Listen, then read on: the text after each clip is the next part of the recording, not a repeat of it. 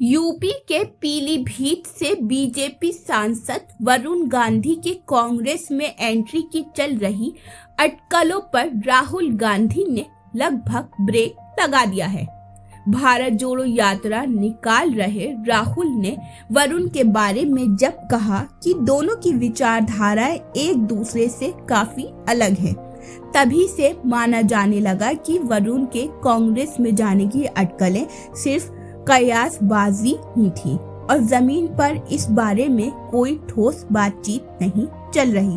Varun Gandhi BJP से कई सालों से साइडलाइन चल रहे हैं, जिसकी वजह से वे पार्टी से नाराज हैं। उनकी नाराजगी पिछले दिनों तब और जग जाहिर हो गई जब उन्होंने नेहरू के पक्ष में टिप्पणी की।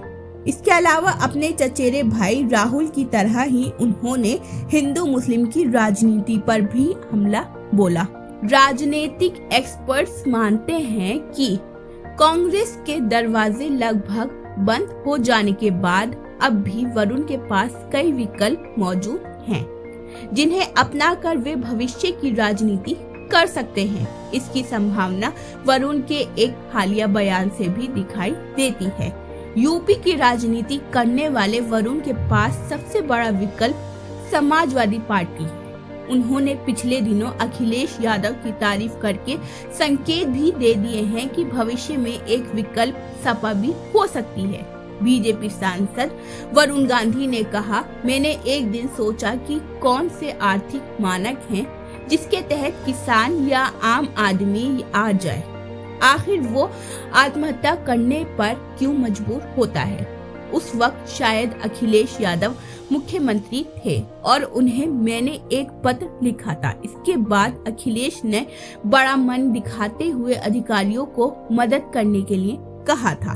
वरुण गांधी के इस बयान के बाद से साफ हो गया है कि वरुण के विकल्पों में समाजवादी पार्टी भी शामिल है। वे जिस क्षेत्र से आते हैं वहां किसानों की बड़ी संख्या होने की वजह से सपा और आरएलडी गठबंधन से वरुण को फायदा भी मिल सकता है। उल्लेखनीय है कि यूपी विधानसभा चुनाव में भी वरुण के सपा में जाने की अटकलें लग रही थी, लेकिन कोई फैसला नहीं हो सका था। पिछले कुछ सालों में वरुण ने बीजेपी सरकार के कई फैसलों पर जमकर निशाना साधा है। अग्निवीर योजना, बेरोजगारी, किसान आंदोलन समेत विभिन्न मुद्दों पर वरुण सरकार की योजनाओं के खिलाफ खुलकर बोलते रहे हैं। इससे स्पष्ट है कि वरुण को शायद ही बीजेपी से 2024 में टिकट मिले। ऐसे में वरुण दूसरे दल का रुख कर सकते हैं। सपा में बात नहीं बनती है तो वरुण के पास बसपा का भी विकल्प खुला रहेगा। प्रदेश में वरुण गांधी काफी लोकप्रिय हैं। इसकी वजह से बसपा को लोकसभा चुनाव में फायदा मिल सकता है।